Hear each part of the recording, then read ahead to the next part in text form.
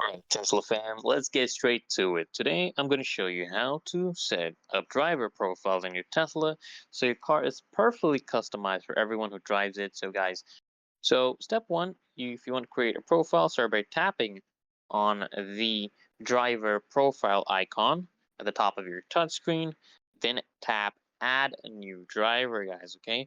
Then you want to customize your settings, okay? Once you've named your profile, you can adjust everything to your liking, your seat position, your steering wheel, your mirrors, even your climate settings, guys. Your Tesla will remember all these settings under your profile. So when you're done, just tap save, okay, to lock in your preferences, and then you want to link to your key, okay, guys. You can also link your driver profile to your specific key card or key fob, okay. Just go to controls and locks, and then tap on the key that you want to link, and then choose your driver profile, okay.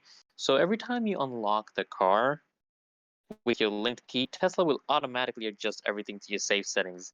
And that's it. So go ahead, hit that link in the description to upgrade your ride even further. See you in the next video.